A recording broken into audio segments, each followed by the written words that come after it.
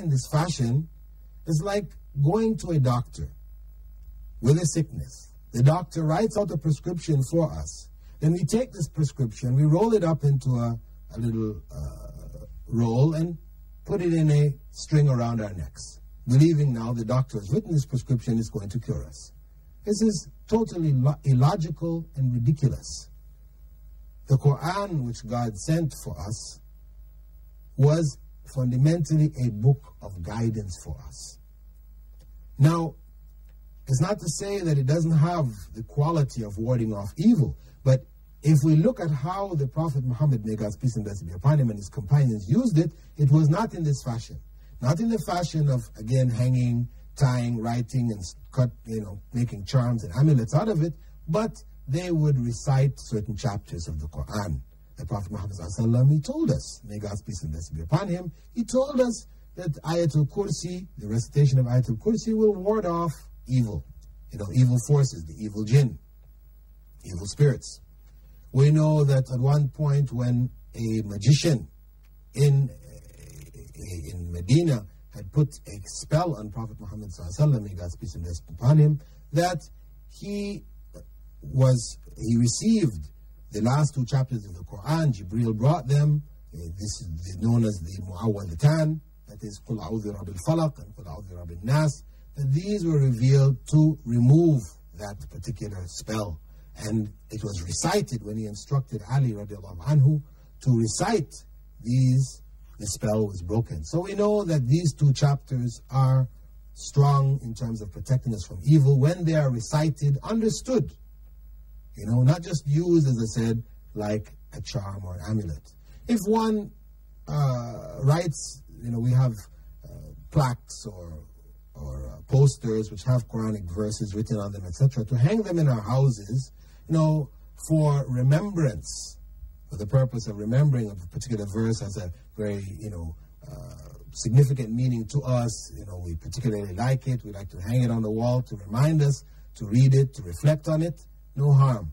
But when we hang it, believing that it will protect us, it will remove evil from our homes, then what we have done is depended upon it.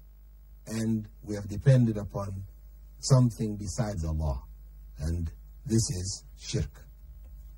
Therefore, the wearing of talismans, amulets, charms, ta'weez, it's called also actually from ta'weez, the use of such things are not fundamentally permitted in Islam.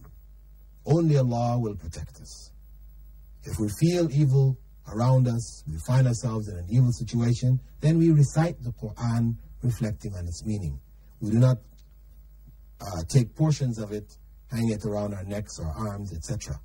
And especially those amulets that are made from unintelligible writings. People may take verses of the Quran, write them backwards, or take letters from the Quran and jumble them. These type of things are in clear contradiction with the teachings of Islam. It is forbidden to do this with the Quran, even if the person says, I know the meaning, I write these letters and they have special meaning. No, this is unacceptable. So my advice to you, dear viewers, and to you, Famida, who wrote in concerning this question, is that these practices should be avoided at all cost.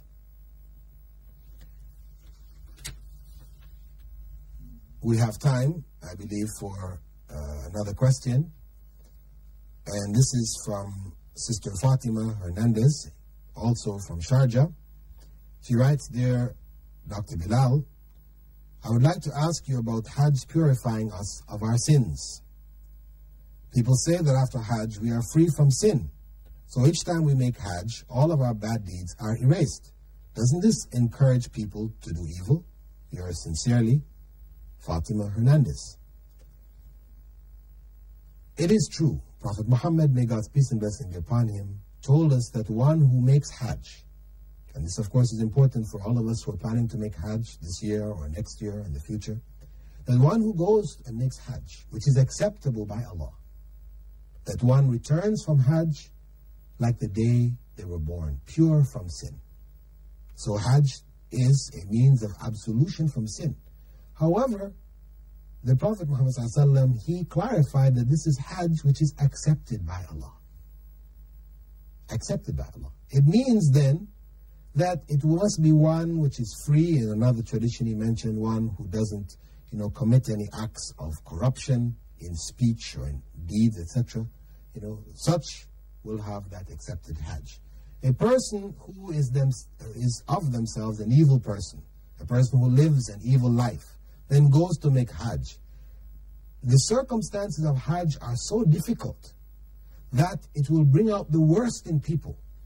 If a person is fundamentally evil, they will not contain themselves in Hajj. They will curse, they will scream, they will hit others, they will do all these kind of things. And of course their Hajj will not be accepted. To make an acceptable Hajj, one has to go there with proper faith.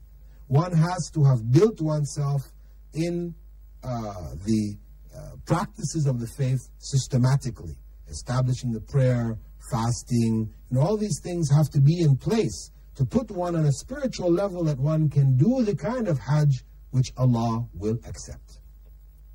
And one of the ways that we may know that Hajj has been accepted is that when we return, we are changed. The Hajj has produced a change in us. So those who are evil before Hajj, they go and make Hajj and they come back and again evil, corrupt, etc. This is clear evidence that their Hajj was not accepted. They went on a vacation, like they may have gone to Paris or to Bangkok. It could all be the same. Because it's true, there are many people who go for Hajj, for pilgrimage, with the wrong intention, and they get no reward from it. In fact, it becomes a curse against them on the Day of Judgment. Some people go there to steal. Some people go there to beg.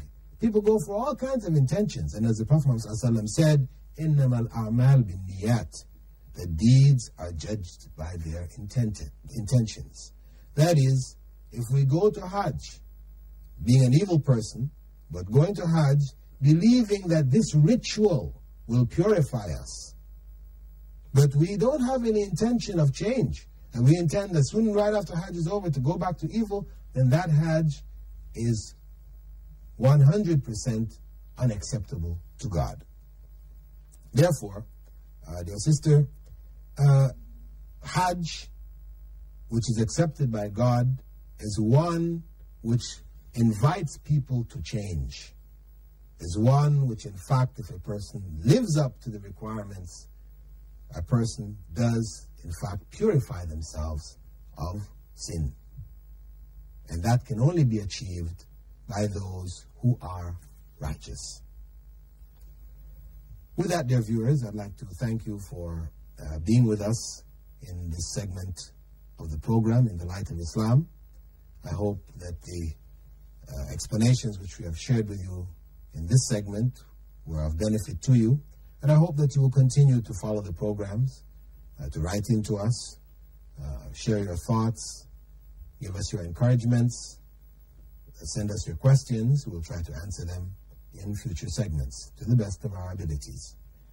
And with that, I should, of course, give you the address. It is Dr. Bilal Phillips, care of In the Light of Islam, Sharjah TV, P.O. Box 111. I bid you now farewell. Wassalamu alaikum wa rahmatullahi wa barakatuh.